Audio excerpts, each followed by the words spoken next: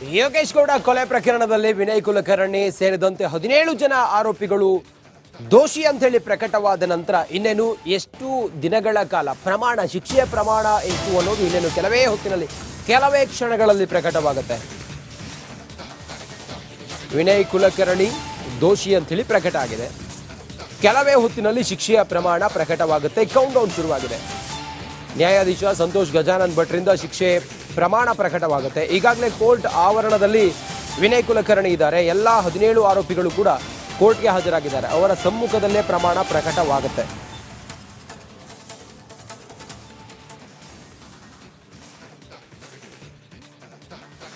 ವಿನಯ್ ಹೆಚ್ಚಿನ ಮಾಹಿತಿಯೊಂದಿಗೆ ನಮ್ಮ ಪ್ರತಿನಿಧಿ ಕ್ರೈಮ್ ರಿಪೋರ್ಟರ್ ಅರವಿಂದ್ ಈಗ ದೂರವಾಣಿ ಸಂಪರ್ಕದಲ್ಲಿದ್ದಾರೆ. ಅರವಿಂದ್, 17 ಜನ ಆರೋಪಿಗಳು ಈಗ ಕೋರ್ಟ್ನ ಆವರಣದಲ್ಲೇ ಇದ್ದಾರೆ. ಶಿಕ್ಷೆಯ ಪ್ರಮಾಣ ಎಷ್ಟಿರಬಹುದು? ಏನೆಲ್ಲ ಪರಿಗಣಿಸಿ ಶಿಕ್ಷೆಯ ಪ್ರಮಾಣವನ್ನ ಪ್ರಕಟಿಸಬಹುದು ನ್ಯಾಯಾಧೀಶರು? ಅರವಿಂದ್, ಬಹುಶಃ ಸಂಪರ್ಕ ಕಟ್ ಆಗಿದೆ. ಮತ್ತೆ ಸಂಪರ್ಕಿಸುವ ಪ್ರಯತ್ನವನ್ನ ಮಾಡೋಣ. ಅಗೈನ್ ಸಂಪರ್ಕದಲ್ಲಿ ಅರವಿಂದ್ ಇದ್ದಾರೆ. ಅರವಿಂದ, ಏನೇನು ಪರಿಗಣಿಸಿ ಶಿಕ್ಷೆ ಪ್ರಮಾಣವನ್ನ ಪ್ರಕಟಿಸುವ ಸಾಧ್ಯತೆ ಇದೆ ನ್ಯಾಯಾಧೀಶರು?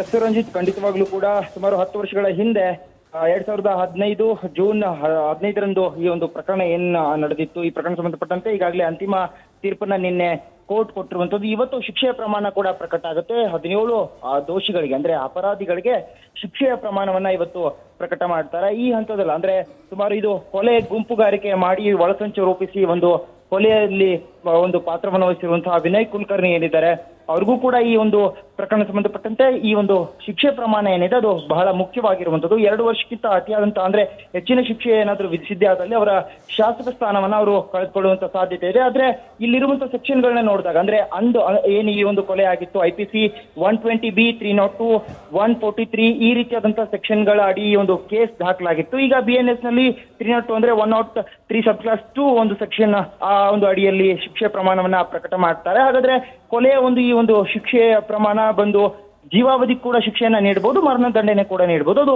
ನ್ಯಾಯಾಧೀಶರ ಅವರ ಒಂದು ತೀರ್ಮಾನ ಆಗಿರುತ್ತೆ. ಜೊತೆಗೆ ಅಲ್ಲಿರುವಂತಹ ಸಾಕ್ಷ್ಯಾಧಾರಗಳ ಮೂಲವಾಗಿ ಅವರು ಅದನ್ನ ಗಮನಿಸಿ ಆ ಒಂದು ಶಿಕ್ಷೆಯ ಪ್ರಮಾಣವನ್ನ ಕೊಡ್ತಾರೆ. ಅದಾದ ಬಳಿಕ ಈಗ ಆರೋಪಿ ಪರ ವಕೀಲರು ಏನಿರ್ತಾರೆ ಅವರು ಆ ಒಂದು ತೀರ್ಮಾನಕ್ಕೆ ಸಂಬಂಧಪಟ್ಟಂತೆ ಮತ್ತೆ ಒಂದು ಮನವಿಯನ್ನ ಅಂದ್ರೆ ಬಾರ್ಗೇನಿಂಗ್ ಸೆಷನ್ ಅಂತ ನಾವೇನ್ ಹೇಳ್ತೀವಿ, ಅವರು ಶಿಕ್ಷೆಯ ಪ್ರಮಾಣವನ್ನ ಕಡಿಮೆ ಮಾಡಿ, ಯಾಕಂತಂದ್ರೆ ಈಗಾಗ್ಲೇ ಇವರು ಶಿಕ್ಷೆಯನ್ನ ಅಂದ್ರೆ ಸುಮಾರು ದಿನಗಳ ಕಾಲ ಜೈಲಿನಲ್ಲಿ ಅವರು ಕಳೆದಿದ್ದಾರೆ. ಜೊತೆಗೆ ಅವ್ರಿಗೆ ಈಗಾಗಲೇ ಆ ಒಂದು ತಪ್ಪಿನ ಅರಿವಾಗಿದೆ ಅನ್ನುವಂತಹ ರೀತಿಯಲ್ಲಿ ಮನವಿಯನ್ನ ಮಾಡ್ಕೊಳ್ಳುವಂತ ಸಾಧ್ಯತೆ ಇರುತ್ತೆ. ಮತ್ತು ತೀರ್ಮಾನ ಆದ ಬಳಿಕ ಅಂದ್ರೆ ಶಿಕ್ಷೆಯ ಪ್ರಮಾಣ ಪ್ರಕಟ ಆದ ಬಳಿಕ ಅವರಿಗೆ 90 ದಿನಗಳ ಕಾಲ ಅವಕಾಶ ಇರುತ್ತೆ. ಅದು ಆ ಒಂದು ಈ ತೀರ್ಪಿನ ಮೇಲ್ಮನವಿಯನ್ನ ಸಲ್ಲಿಸಬೇಕಾಗಿ ಅವರು ಹೈಕೋರ್ಟ್ಗೆ ಅಪೀಲ್ ಕೂಡ ಹೋಗ್ಬೋದು.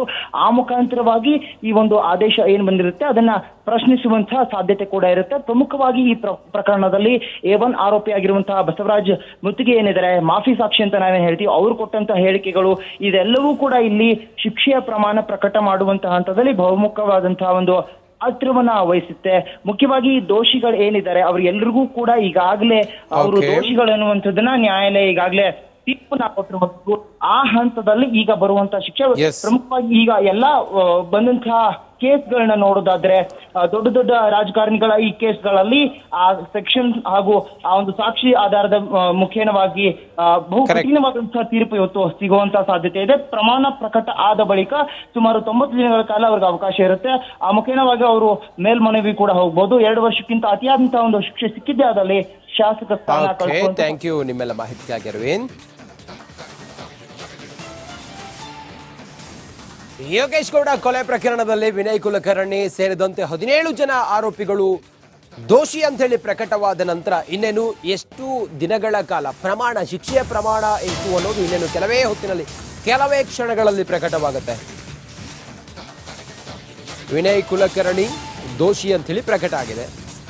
ಕೆಲವೇ ಹೊತ್ತಿನಲ್ಲಿ ಶಿಕ್ಷೆಯ ಪ್ರಮಾಣ ಪ್ರಕಟವಾಗುತ್ತೆ. ಕೌಂಟ್ ಡೌನ್ ಶುರುವಾಗಿದೆ.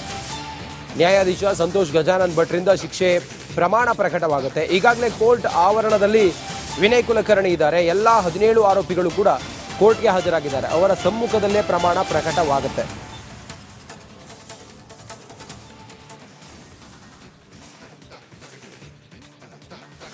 ವಿನಯ್ ಹೆಚ್ಚಿನ ಮಾಹಿತಿಯೊಂದಿಗೆ ನಮ್ಮ ಪ್ರತಿನಿಧಿ ಕ್ರೈಮ್ ರಿಪೋರ್ಟರ್ ಅರವಿಂದ್ ಈಗ ದೂರವಾಣಿ ಸಂಪರ್ಕದಲ್ಲಿದ್ದಾರೆ. ಅರವಿಂದ, 17 ಜನ ಆರೋಪಿಗಳು ಈಗ ಕೋರ್ಟ್ನ ಆವರಣದಲ್ಲೇ ಇದ್ದಾರೆ.